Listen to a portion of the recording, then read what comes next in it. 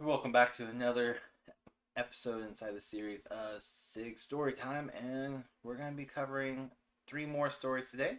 Uh, they're all going to be folklore or myths or legends, those types of stories.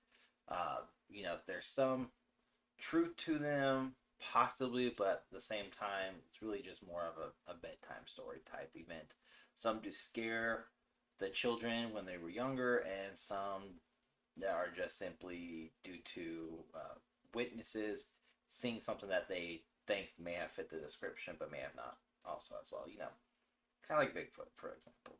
um, but that's actually a story for another time, so we're gonna get into it today. And of course, if you like the type of videos and story time that's all about the dark, the gritty, the scary, the weird, the paranormal, and just the what the hell type stories, then make sure you hit that like button and hit the subscribe button as well to stay up to date with all of our content. And of course, if you enjoy this type of content and you enjoy like video game live streams, then make sure you head over to my other channel as well. You should see a card up in the corner somewhere. So without further ado, let's get into today's story, okay?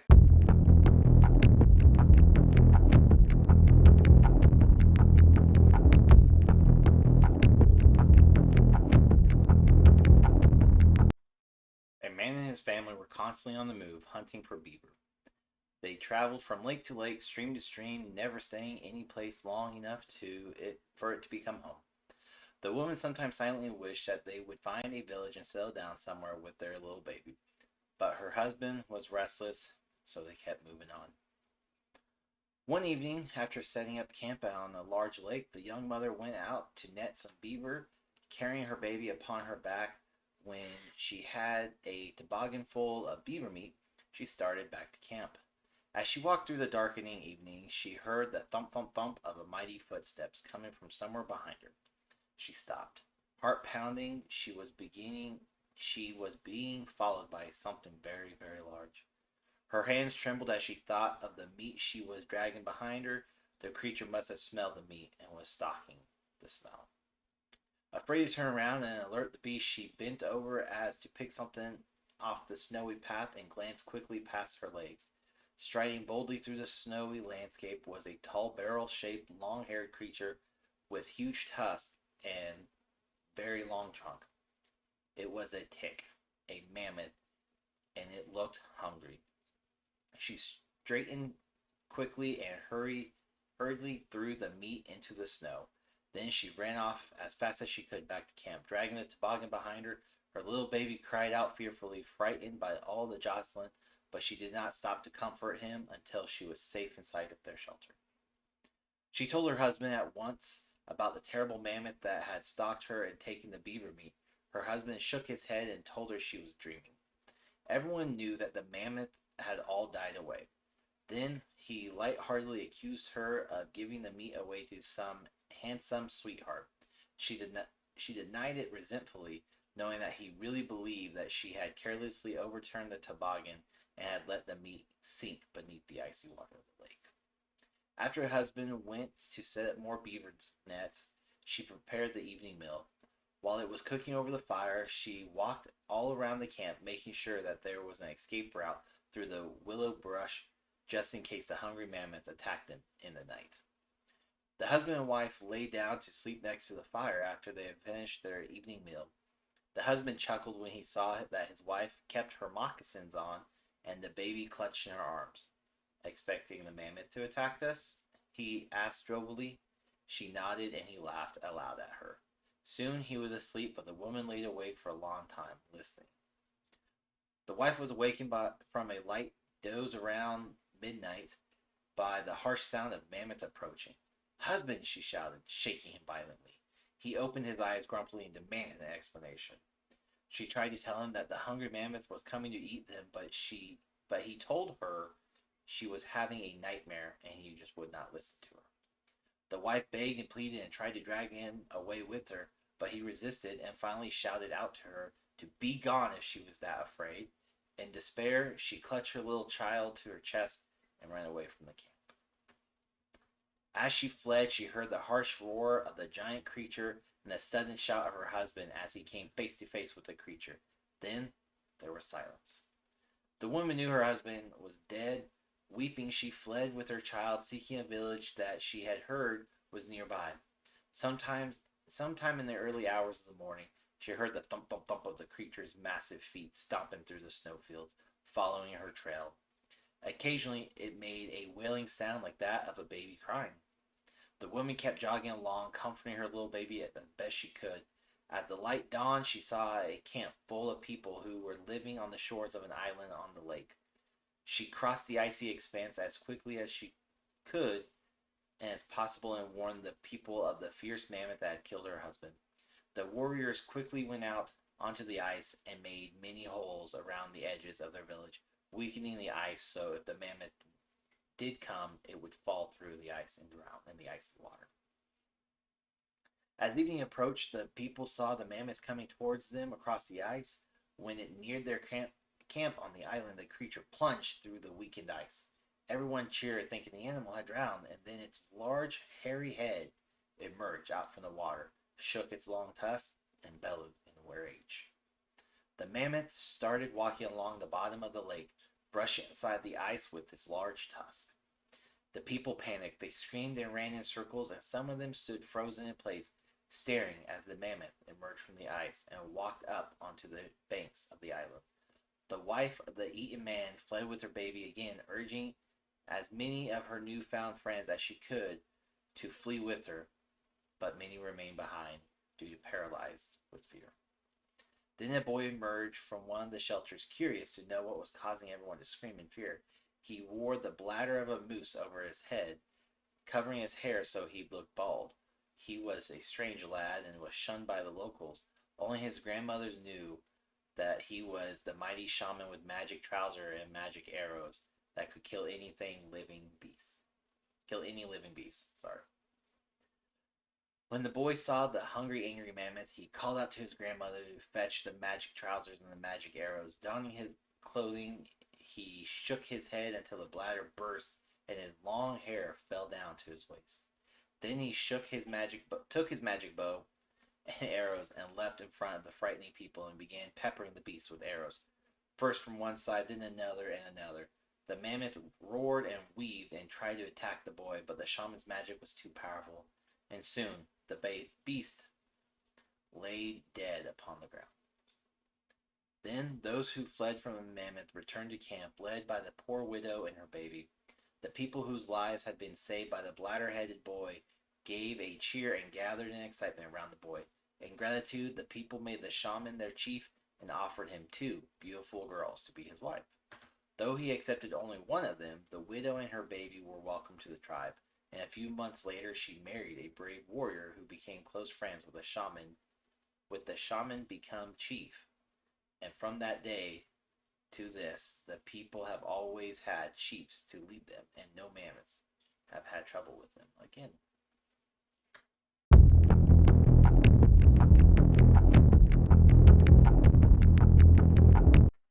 It was so cold. Snow fell constantly and ice formed all around the waters. The animals had never seen snow before. At first, it was a novelty, something to play in, but the cold increased tenfold, and they began to worry. The little animals were being buried in the snowdrifts, and the large animals could hardly walk because the snow was so deep. Soon, all would perish if something was not done. We must send a message to Kishima Kajong, the creator who creates by thinking what will be, said a wise owl. We must ask him to make the world warm again so that the spirit snow will leave us in peace, the wise owl said. The animals were pleased with this plan. They began to debate among themselves, trying to decide who to send up to the creator. The wise owl could not see well during the daylight, so the wise owl could not go. The coyote was easily distracted and liked playing tricks, so he could not be trusted. The turtle was steady and stable, but he crawled too slowly for this. Finally, the rainbow crow, the most beautiful creature of all the birds, with shimmery feathers of rainbow hues and an enchanting singing voice, was chosen to go on this mission. It was an arduous journey, 3 days up and up into the heavens. past the trees and the clouds, beyond the sun and the moon, and even all the stars. He was buffeted by the winds and had no place to rest, but he carried on bravely until he reached heaven. When Rainbow Crow reached the holy place, he called out to the Creator, but there was no answer. The Creator was too busy thinking of what would be noticed, even the most beautiful of all birds. So Rainbow Crow began to sing his most beautiful song. The Creator was drawn from his thoughts by the lovely sound and came to see which bird was making the sound. He greeted the Rainbow Crow kindly and asked what gift he could give the noble bird in exchange for his song. The Rainbow Crow asked the Creator to unthank the snow so the animals on the earth would not be buried and freeze to death. But the Creator told the Rainbow Crow that the snow and ice had spirits of their own and could not be destroyed. "What shall we do then? We will all freeze and smother under the snow," asked the Rainbow Crow. "You will not freeze, for I will think of fire, something that will warm all creatures during the cold times," the Creator reassured him. The Creator stuck a stick into the blazing hot sun. The end blazed with a bright, glowing fire which burned brightly and gave off heat. "This is fire," he told the Rainbow Crow, handing him the cool end of the stick. "You must hurry to earth as fast as you can. Fly before the stick burns up." The Rainbow Crow nodded his thanks to the Creator as he flew as fast as he could. It was a 3-day trip to heaven, and he was worried that the fire would burn out before he reached earth. The stick was large and heavy, but the fire kept the Rainbow Crow warm as he descended from heaven down to the bright path of the stars. Then the fire grew hot as it came closer to the Rainbow Crow's feathers. As he passed the sun, his tail caught on fire, turning the shimmery, beautiful feathers to black. By the time he flew past the moon, his whole body was black from soot from the hot fire. When he plunged into the sky and flew through the clouds, the smoke got into his throat, strangling his beautiful singing voice. By the time the Rainbow Crow landed among the freezing cold animals on earth, he was as black as tar and could only caw instead of singing. He delivered the fires to the animals, and they melted the snow and warmed themselves, rescuing the littlest animals from the snowdrifts where they lay buried. It was a time of rejoicing, for Tinda, fire, had come to earth, but Rainbow Crow sat apart, saddened by his dull, ugly feathers and his raspy voice. Then he felt the touch of wind on his face. He looked up and saw the Creator, who creates by thinking what will be, was walking towards him. "Do not be sad, Rainbow Crow. All animals will honor you for the sacrifice you made for them, and when the people come, they will not hunt you, for I made your flesh taste of smoke, so that it is no good to eat, and your black feathers and hoarse voice will prevent man from putting you up in a cage to sing to them. You shall be free," the Creator told him. Then the Creator pointed to the Rainbow Crow's black feathers. Before his eyes, Rainbow Crow saw the dull feathers becoming shiny, and inside each one he could see all the colors of the rainbow. "This will remind everyone who sees you of the service you have been to your people," he said, "and the sacrifice you made to save them all. And so it shall be."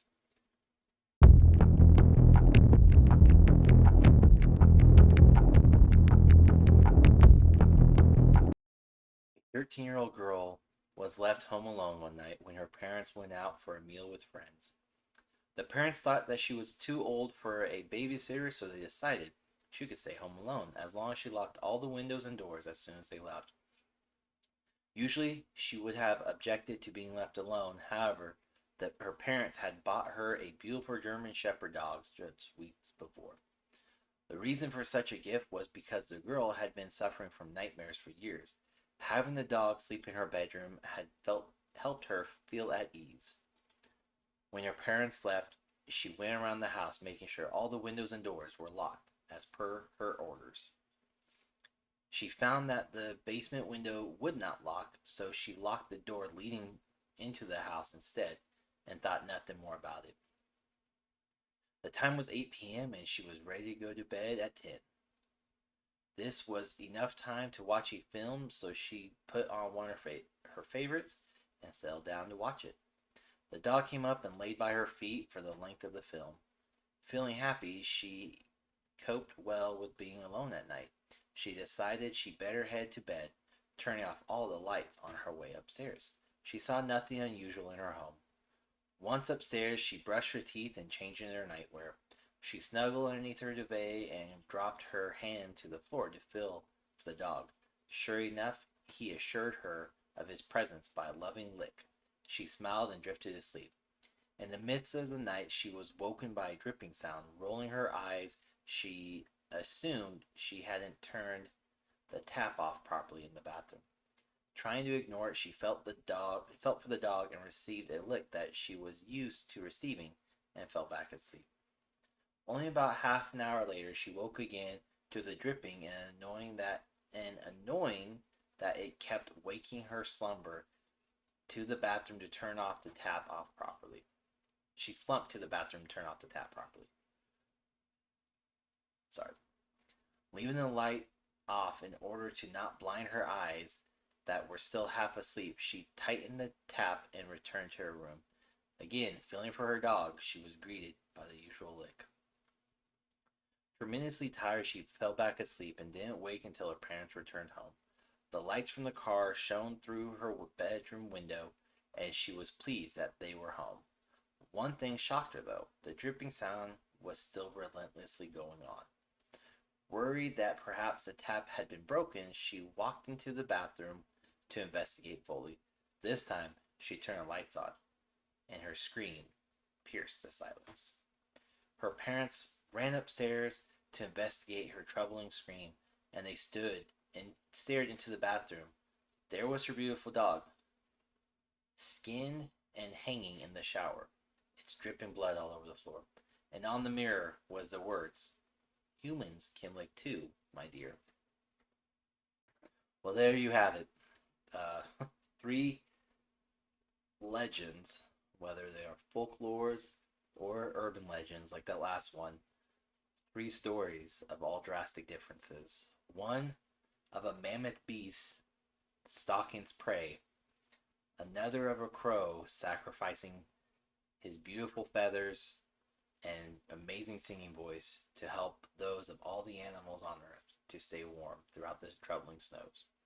And then lastly, the urban legend of the Humans Can Lick Too story about the 13-year-old girl whose hand was being licked at night when she reached down for what she thought was her dog, but it was something else, only to unfortunately find that her dog was skinned and dripping blood in the shower. Now, like I said, a lot of these stories were told to children, were told among tribes, depending upon which story, and they were there to either scare the children and keep them in line from going out and venturing at night, or to simply just follow and listen to their parents. All these stories come from different perspective backgrounds and have different purposes for what they were told and where they come from. The first one of the Mammoth is a Canadian folklore. The one about the rainbow crow is a Native American legend. And then, of course, the last one, the very messed up, kind of jacked up story, is one of American legends, actually. It didn't give a place or a state. It just states the American urban legend. But with that said, everyone, I greatly appreciate y'all hanging out and watching this video. And of course, if you do like these types of stories of the dark and gritty and weird and scary and just stories in general being told in that story format, make sure you hit that like button, smash the subscribe button as well so we stay up to date. And of course, if you're big into video games or you want to hang out with a video game streamer, go check out my other channel as well. Links in the description. Other than that, everyone, thank you so much for hanging out with me today. I do greatly appreciate it. And I hope you all have a wonderful rest of your week. Until next time, everyone, take care.